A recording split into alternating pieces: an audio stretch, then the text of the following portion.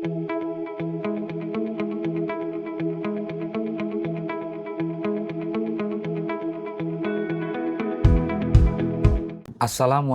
warahmatullahi wabarakatuh. Perkenalkan, nama saya Dr. Fahmi Amri, SIP, MIP. Saya salah satu dosen program studi ilmu pemerintahan Fakultas Ilmu Sosial dan Politik Universitas Islam Riau. Saat ini saya sedang mengikuti proses sertifikasi dosen tahun 2025 yang diselenggarakan oleh Kemendikti-Saintek tahun 2025. Saya akan melakukan penyusunan dokumen pernyataan diri dosen dalam unjuk kerja Tridharma Perguruan Tinggi atau PDD UKTPT. Pada kesempatan ini, saya akan memaparkan salah satu mata kuliah yang saya ampu, yaitu Kebijakan Pemerintahan.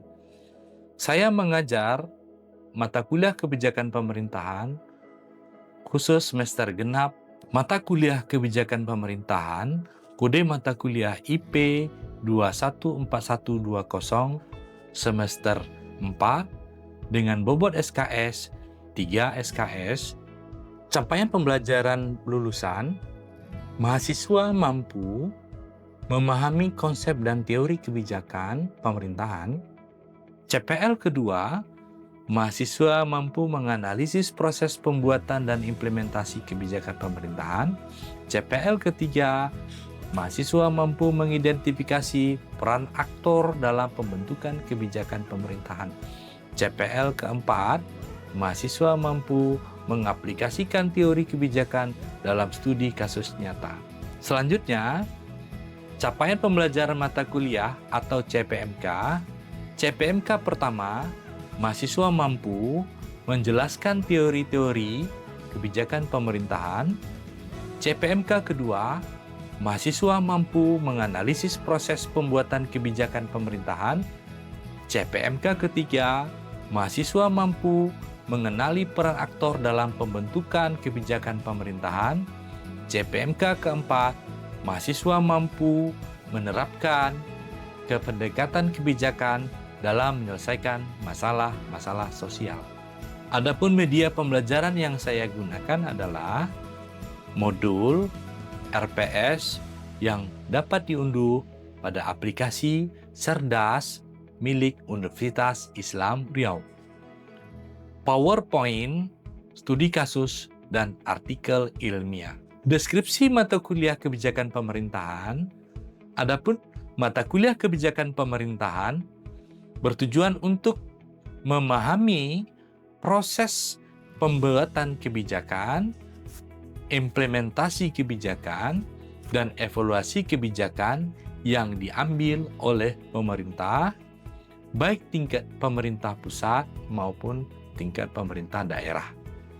Mahasiswa akan mempelajari teori kebijakan publik, aktor-aktor yang terlibat dalam pembuatan kebijakan, serta tantangan yang dihadapi dalam pelaksanaan kebijakan.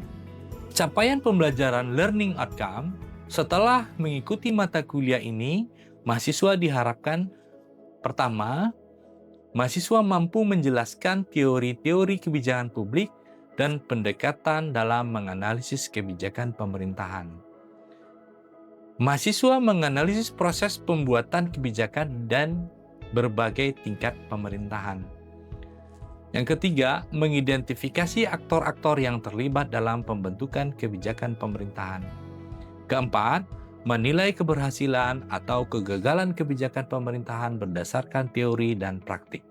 Kelima, menerapkan proses kebijakan publik untuk menyelesaikan masalah-masalah sosial dan politik di tingkat lokal maupun nasional. Adapun metode pembelajaran yang saya gunakan adalah saya menggunakan pendekatan DIE atau Delivery Interaction Assessment dalam proses pengajaran kepada mahasiswa. Selanjutnya, penyampaian 16 kali pertemuan. Pertama, pembahasan tentang ruang lingkup studi kebijakan pemerintahan. Pertemuan kedua, pembahasan tentang proses pembuatan kebijakan pemerintahan. Pertemuan ketiga, pembahasan tentang teori kebijakan pemerintahan. Pertemuan kelima, aktor-aktor dalam pembuatan kebijakan. Pertemuan keenam, pembahasan kebijakan pemerintahan di Indonesia ditinjau dari aspek sejarah dan perkembangan. Pertemuan keenam, pembahasan tentang implementasi kebijakan pemerintahan. Pertemuan ketujuh, pembahasan evaluasi kebijakan dan dampaknya. Pertemuan kedelapan, pembahasan tentang studi kasus kebijakan pemerintah sektor ekonomi. Pertemuan ke-9, studi kasus kebijakan sosial di Indonesia. Pertemuan ke-10, pembahasan tentang kebijakan publik dan isu lingkungan. Pertemuan ke-11, pembahasan tentang tantangan dalam implementasi kebijakan pemerintahan. Pertemuan ke-12, pembahasan partisipasi masyarakat dalam proses kebijakan. Pertemuan ke-13, evaluasi kebijakan publik di Indonesia. Pertemuan ke-14, kebijakan pemerintahan di era globalisasi. Adapun sistematika penilaian yang saya terapkan dalam menilai mahasiswa adalah ada 5 komponen. Pertama, kehadiran saya menilai 30%. Kedua, tugas 20%. Ketiga, keaktifan kelas 10%. Keempat, ujian tengah semester atau UTS sebesar 20%. Yang kelima, ujian akhir semester atau UAS sebesar 20%. Adapun aplikasi yang saya gunakan pada saat pengajaran, pertama Google Meet, kedua Google Classroom, ketiga aplikasi cerdas milik Universitas Islam Riau. Adapun referensi-referensi yang saya gunakan pada saat pembuatan materi perkuliahan adalah dari buku, dari artikel jurnal ilmiah bereputasi nasional maupun internasional. Assalamualaikum warahmatullahi wabarakatuh. Waalaikumsalam warahmatullahi wabarakatuh. Selamat pagi. Apa kabar rekan-rekan semua, teman-teman semua? Apakah dalam keadaan sehat pagi hari ini? Alhamdulillah sehat Pak. Alhamdulillah. Sebelum perkuliahan ini kita mulai, sebaiknya kita awali dengan membaca doa menurut keyakinan masing-masing. Berdoa mulai. Berdoa selesai. Hari ini kita akan melanjutkan perkuliahan tentang proses pembuatan kebijakan sektor pemerintahan, ya. Nah, sebelum kita mulai perkuliahan hari ini, saya akan mengulang kembali pertemuan minggu kemarin tentang artikulasi kebijakan pemerintahan menurut ahli, kemudian juga ruang lingkup kebijakan pemerintahan.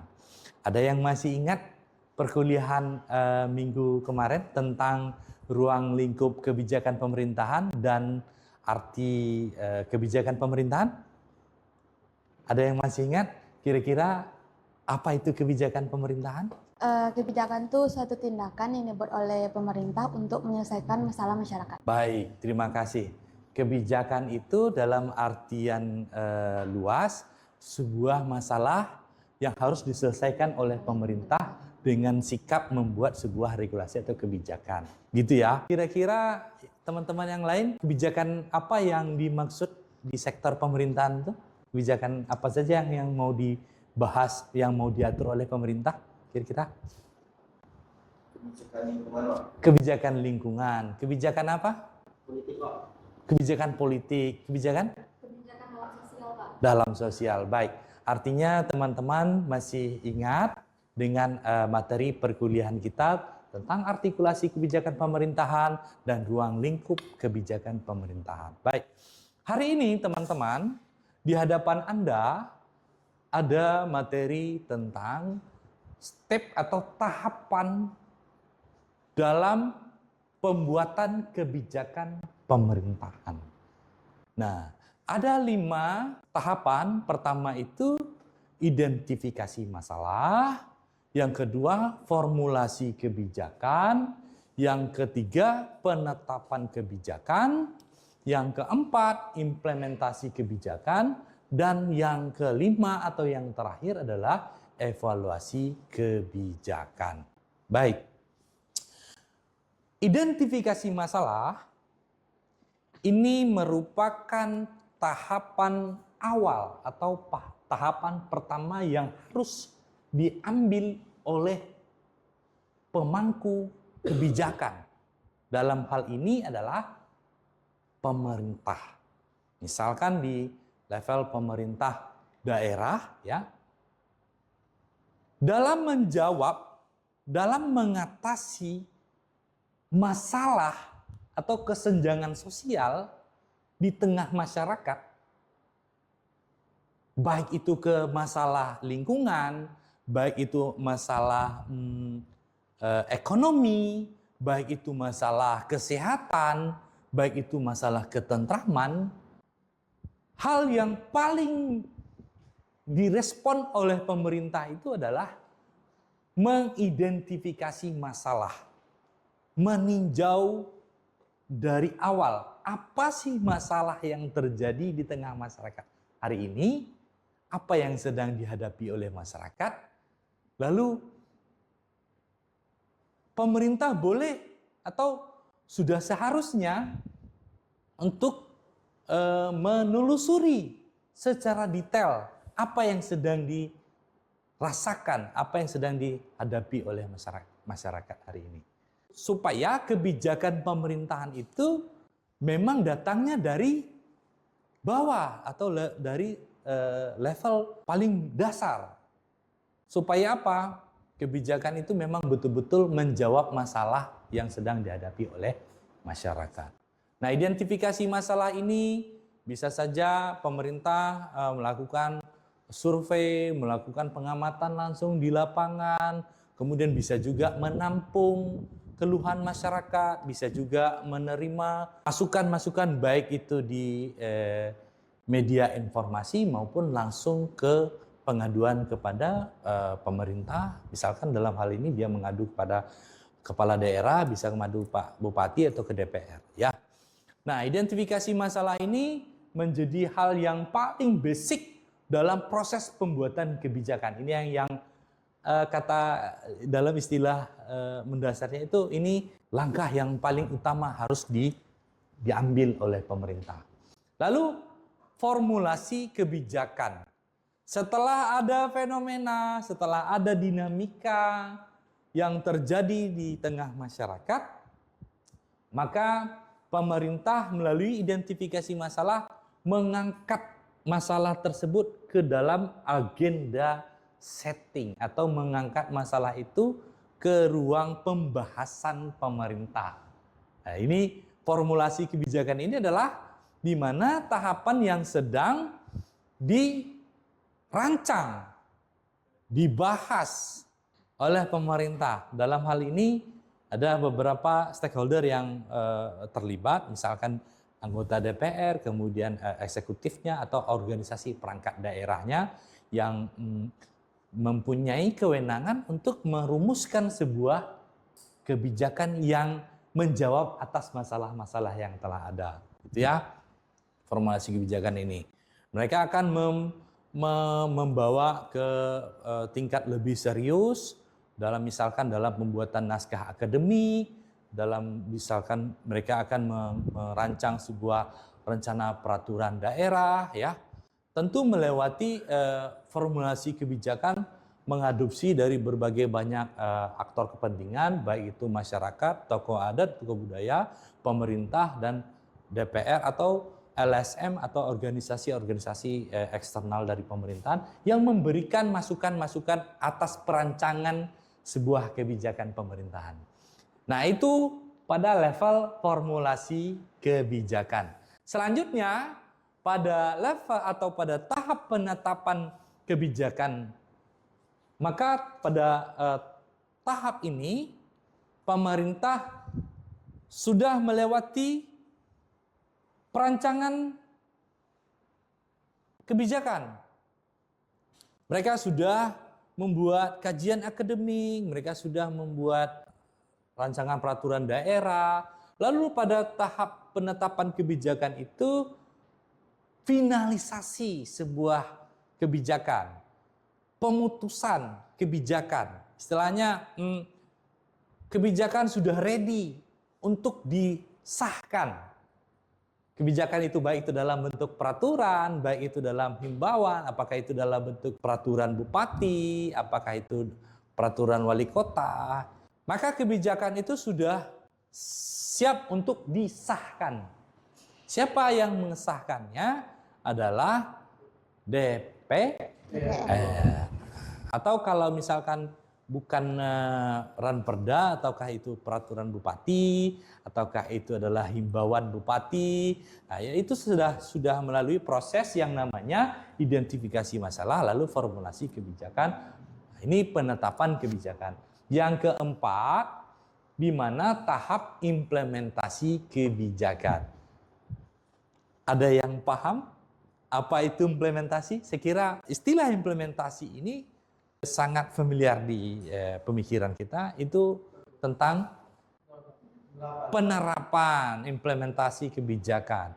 Nah, 1, 2, 3 rangkaian identifikasi masalah, formulasi kebijakan, penetapan kebijakan, maka ada implementasi kebijakan. Identifikasi masalah, formulasi kebijakan, penetapan kebijakan, implementasi kebijakan.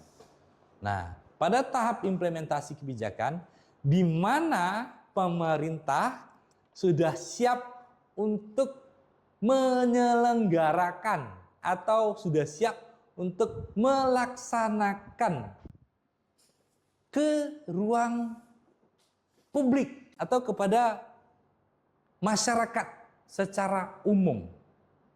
Nah, pada tahap implementasi kebijakan ini, itulah waktu yang tepat untuk melihat apakah peraturan atau kebijakan yang dibuat bisa menjawab masalah yang sedang dihadapi oleh masyarakat. Karena secara artikulasi bahwa kebijakan itu dibuat untuk menyelesaikan masalah-masalah yang sedang terjadi di lingkungan sosial. Nah, mereka harus paralel, harus ada korelasi antara masalah yang dihadapi, tujuan pembuatan kebijakannya harus ketemu, harus klop. Nah, yang terakhir ada tahapan evaluasi kebijakan. Tahapan evaluasi kebijakan ini di mana tahapan ini sangat krusial juga. Ini menjadi tahapan akhir pengukuran. Kira-kira teman-teman tahu nggak evaluasi itu apa? Penilaian. Kira-kira apa, Mel? Penilaian? Penilaian seperti apa di dalam sebuah kebijakan pada tahap terakhir ini? Menilai kebijakan yang telah diterapkan, sejauh mana kebijakan itu berhasil dilaksanakan di tengah masyarakat. Nah, ini evaluasi kebijakan ini tahapan yang untuk mengukur sejauh mana sih kebijakan ini tepat sasaran sesuai dengan tujuan awal daripada dibentuknya kebijakan ini. Nah, pada tahap evaluasi ini menjadi penting.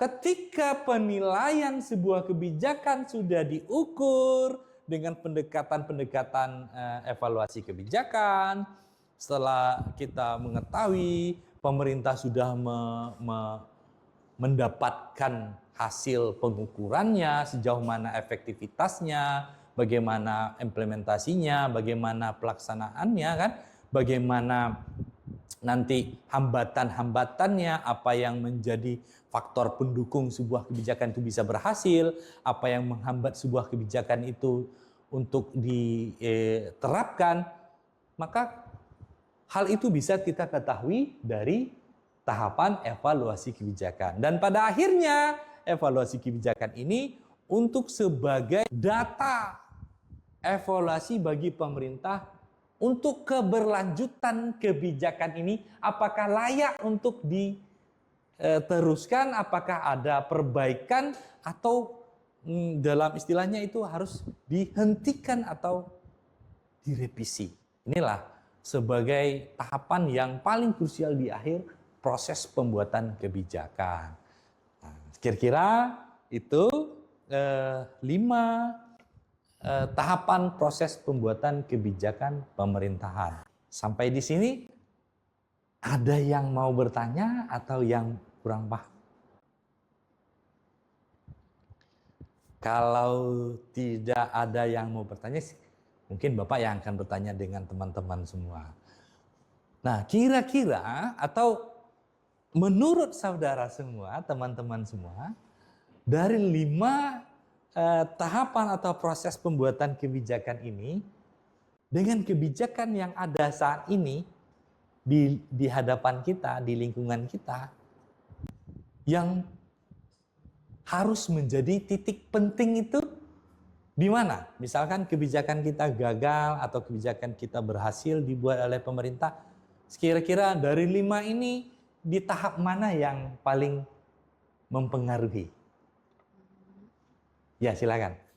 Identifikasi masalah. Identifikasi masalah. Mungkin kira-kira kenapa harus? Kalau apa yang kita identifikasi itu salah, berarti kebijakan itu dalam fungsi masyarakat dengan beda. Baik, tepuk tangan buat temannya. Benar sekali. Kalau identifikasi masalah awal saja kita sudah ada kekeliruan atau ada ketidaksesuaian atau dilakukan dengan sifatnya tidak sesuai dengan tahapan-tahapannya, maka akan berefek kepada tahapan-tahapan selanjutnya. Nah, itu kalau menurut temannya. Tapi saya kira ada juga di tahapan yang lain, ya. Kira-kira ada yang mau ngasih pendapat lagi dari 5 ini, mana yang menjadi persoalan lagi? Yang menjadi yang mempengaruhi. Silakan. Identifikasi masalah. Kemudian ada formulasi. Kira-kira ada yang mau menambah? Silakan. Kalau menurut saya evaluasi kebijakan, Pak. Karena Evaluasi kebijakan? evaluasi itu kan termasuk penilaian. Itu membuat kebijakan itu lebih dapat berjalan dengan baik lagi, Pak. Oke. Menurut saudari Amel, dia berpendapat bahwa evaluasi kebijakan ini menjadi poin yang mempengaruhi terlaksananya sebuah kebijakan. Dengan adanya penilaian ini, kita bisa menentukan sikap apakah kebijakan ini perlu dilanjutkan atau diperbaiki atau dihentikan. Kira-kira ada lagi yang mau memberikan pendapat? Ya, silakan. Siapa yang formulasi kebijakan? Oke, formulasi kebijakan. Kenapa kira-kira formulasi kebijakan? Jika rancangan awal sudah baik, maka kedepannya akan lebih baik. Jika rancangan awal sudah buruk, maka kedepannya akan lebih buruk juga. Oke, baik. Saudara Denny memberikan pendapatnya bahwa di dalam proses perancangan kebijakan ini menjadi titik penting di dalam pembentukan kebijakan itu. Kenapa?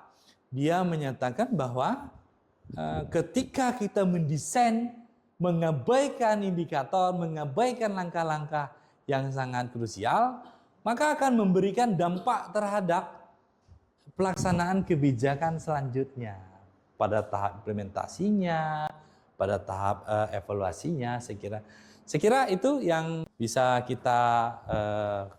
saya bisa sampaikan pada perkuliahan yang pagi hari ini. Sebagai penutup, saya akan memberikan kesimpulan perkuliahan ini bahwa dalam pembuatan kebijakan pemerintahan ada proses yang harus dilewati.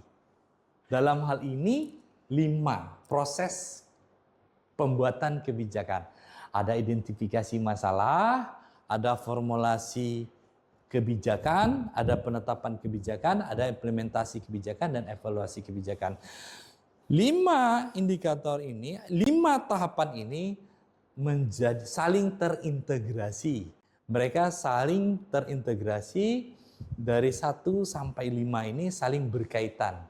Sehingga kebijakan bisa dikatakan berhasil apabila melewati 5 pendekatan atau 5 tahapan ini. Oke, teman-teman sekalian, untuk supaya kita memberikan umpan balik daripada mata kuliah atau pertemuan hari ini, Bapak akan memberikan tugas kelompok untuk teman-teman semua tentang review artikel, baik itu nasional maupun internasional. Silahkan pilih saja. Karena apa?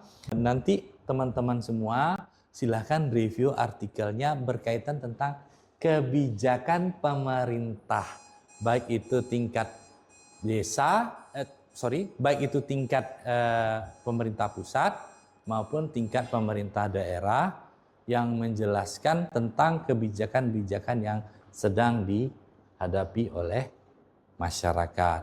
Nah, review artikelnya bisa Anda review artikel tentang kebijakan lingkungan, bisa Anda review tentang kebijakan ekonomi, bisa itu Anda review tentang kebijakan sektor kesehatan, ya.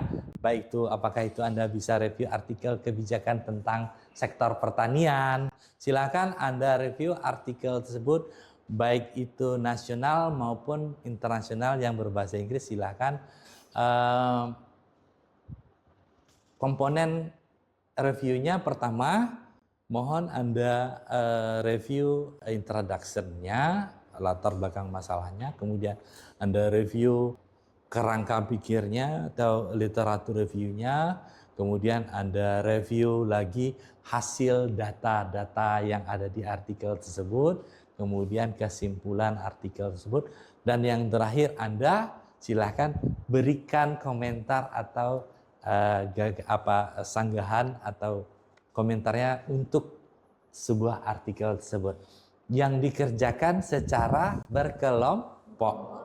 Ya, Bapak akan memberikan kesempatan untuk Anda menentukan kelompok sebanyak 3 orang saja. Hasil tugas tersebut akan kita bahas di pertemuan yang akan datang. Kita akan bahas, kita akan melakukan diskusi terkait artikel-artikel yang telah Anda review. Pada singkatnya, Bapak mengucapkan terima kasih kepada teman-teman semua yang telah berpartisipasi di dalam perkuliahan kebijakan pemerintah pada hari ini. Akhir kalam, wassalamualaikum warahmatullahi wabarakatuh. Sekian video rekaman pembelajaran mata kuliah kebijakan pemerintahan, program studi ilmu pemerintahan, Fakultas Ilmu Sosial dan Politik, Universitas Islam Riau. Video ini digunakan sebagai salah satu syarat penyusunan dokumen pernyataan diri dosen dalam unjuk kerja Tridharma Perguruan Tinggi atau PDD UKTPT. Semoga bisa menjadi pertimbangan pada saat proses pengajuan sertifikasi dosen tahun 2025. Wassalamualaikum warahmatullahi wabarakatuh.